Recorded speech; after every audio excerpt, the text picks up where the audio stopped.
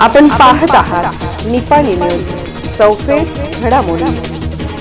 चिकोडीतील समस्या सोडवण्यासाठी कटिबद्ध मंत्री सतीश जारकीहोळी। मी चिकोडीतील जनतेच्या समस्या ऐकून घेण्यासाठी आणि त्यावर योग्य तोडगा काढण्यासाठी कटिबद्ध असल्याचे सार्वजनिक बांधकाम मंत्री सतीश जारकीहोळी यांनी सांगितलं। ते पुढे म्हणाले की सरकार या भागाच्या विकासासाठी आणि जनतेच्या कल्याणासाठी कटिबद्ध आहे। सध्या राज्यात आणि विशेषतः चिकोडीमध्ये यंदा पावसाचे प्रमाण कमी झाले आहे, मात्र सध्या पिण्याच्या पाण्याची कोणतीही समस्या नाही। येत्या काही दिवसात चांगल्या पावसाची शक्यता आहे।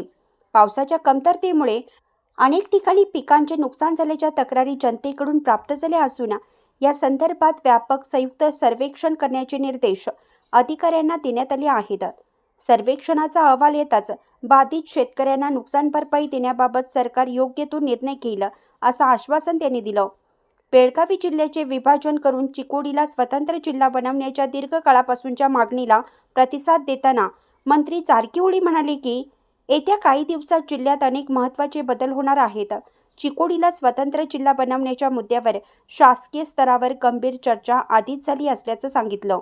एन न्यूजसाठी चिकोडीहून गौतम जाधव। ಭಾಳ ನಂತರ ಬರ್ಬೇಕಾದ್ರೆ ಬೇರೆ ಬೇರೆ ಕಾರಣಗಳಿಂದ ಬರ್ಲಿಕ್ಕಾಗಿಲ್ಲ।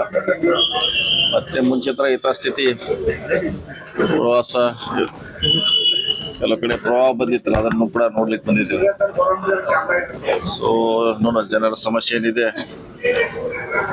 ಅವ್ರದ್ದು ಆಲಿಸ್ತೀವಿ, ಪರಿಹಾರ ಮಾಡ್ಲಿಕ್ಕೆ ಪ್ರಯತ್ನ ಮಾಡ್ತೀವಿ। ಸರ್, ಇವಾಗ ನಿರೀಕ್ಷೆಗಿಂತ ಮಳೆ ಕಡಿಮೆ ಆಗಿದೆ ಸರ್?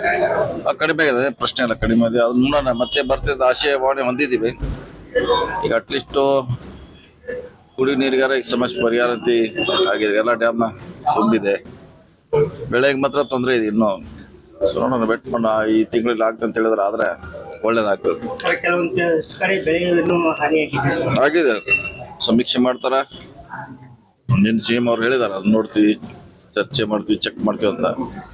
ಸೊ ನೋಡೋಣ, ಚೆಕ್ ಮಾಡಿದ್ಮ್ಯಾಗ ಅದು ಸರ್ಕಾರ ನಿರ್ಧಾರ ಮಾಡ್ತಾರೆ। ಅದ್ರ ಸಿಎಂ ಮೊದಲ ಬಾರಿಗೆ ಬೆಳಗಾವಿ ಬಂದ್ರೆ ಸರ್, ಏನಾದ್ರು ಬದಲಾವಣೆ ಡೆಲ್ಲಿ ಮಾಡ್ತಾರೆ? ಬದಲಾವಣೆ ಮಾಡೇ ಮಾಡ್ತಾರೆ, ಡೆವಲಪ್ಮೆಂಟ್ ಕೆಲಸ ಮಾಡ್ತಾರೆ।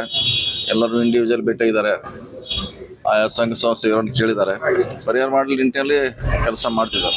ಚಿಕ್ಕೋಡಿ ಜಿಲ್ಲೆ ಬಗ್ಗೆ ಇಲ್ಲ, ಮಾಡ್ತೀವಿ, ಇನ್ನೂ ಮಾಡಿಲ್ಲ, ಈಗ ಮಗಿದ್ದಾರೆ, ಮಾಡ್ತೀವಿ, ಚರ್ಚೆ ಮಾಡ್ತೀವಿ। ಸರ್, ಡಿ.ಕೆ. ಹರಿಪ್ರಸಾದ್ ಅವರು ಹೇಳಿದ್ರು ಸರ್, ಬೆಳಗಾವಿಯಲ್ಲಿ RSS ಸಭೆ ಆದ್ರೆ ಮುಂದೆ ಅನಾಹುತ ಆಗುತ್ತೆ ಅಂತ। ಅದು ಗೊತ್ತಿಲ್ಲ, ಅದು ನನಗೆ ಅದ್ರ ಬಗ್ಗೆ ಗೊತ್ತಿಲ್ಲ। ನೋಡೋಣ, ಸಭೆ ಆಗಿದ್ದು ನಿಜ, ನೋಡೋಣ ಮುಂದೆ ಅದ್ರ ಬಗ್ಗೆ ನೋಡೋಣ, ಸದ್ಯಕ್ಕೆ ಹೇಳಿ। ಗಾನಕೋಗಿಲಿ ಎಸ್ ಜಾನಕಿ ಏನಿಲ್ಲ ಹಾಗಾದ್ರೆ ಗಾನಕೋಗಿಲಿ ಎಸ್ ಜಾನಕಿ ಅವರು ನಿಧನ ಹೊಂದಿದ್ದಾರೆ, ಅದ್ರ ಬಗ್ಗೆ ಅಂತ ಪ್ರಶ್ನೆ ಇಲ್ಲ। ಅವರೊಬ್ಬ ಒಳ್ಳೆ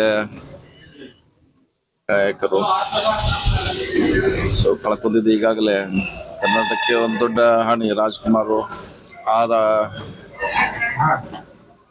ಶ್ರೇಣಿಯಲ್ಲಿ ಬರುವಂತ ಒಬ್ಬರ ಕಲಾವಿದರು, ಗಾಯಕರು, ಸೊ ಕಳ್ಕೊಂಡಿದೆ, ಕರ್ನಾಟಕ ನಷ್ಟ ಆಗಿದೆ। ಸಂವಿಧಾನ ಬಾಹಿರವಾಗಿ ಅಕ್ರಮ ವಲಸಿಗರು ಕರ್ನಾಟಕದಲ್ಲಿ ಬಂದರೆ ಸರ್ಕಾರ ಶಾಶ್ವತ ನಿವಾಸ ಪತ್ರಗಳು ಕೊಡ್ತಾ ಇದ್ದಾರೆ। ಕಾಂಗ್ರೆಸ್ ಸರ್ಕಾರದ ಬಿಜೆಪಿ ಹೋರಾಟ ಇಲ್ಲಿ ನೋಡಿ, ಯಾರು ಇದ್ದಾರೆ ಕೊಡ್ತೀವಿ, ನಾವು ಎಲ್ಲರೂ ಕೊಡ್ಲಿಕ್ಕೆ ಆಗಲ್ಲ। ಯಾರು ಇದ್ದಾರೆ ನಿಜವಾಗಿ ಅವ್ರಿಗೆ ಕೊಡ್ತೀವಿ, ಅವ್ರ ದಾಖಲೆ ಬೇಕಾಗ್ತದೆ, ಇಲ್ಲಿ ಅವ್ರು ಇರಬೇಕಾಗ್ತದೆ ಇಷ್ಟು ದಿವಸ, ಅದೆಲ್ಲ ನೋಡೇ ಕೊಡ್ತೀವಿ, ಸುಮ್ಮನೆ ಹಾಕಿ ಕೊಡಲ್ಲ। ಅದೇನಿದ್ರೆ ಅವ್ರು ಬೇಕಾದ್ರೆ ಯಾರು ಚಾಲೆಂಜ್ ಮಾಡ್ಬೋದು, ಇವ್ರಲ್ಲ ಅಂತ, ಮುಂದದಕ್ಕೆ ಅಂತ ಕಾನೂನು ಇದೆ, ಅದಕ್ಕೆ ನೋಡೋಣ। ओके, सचिव संपट ನೋಡೋಣ। अशाच अपडेट्ससाठी निपाणी न्यूजला सबस्क्राईब करा आणि रहा अपडेट।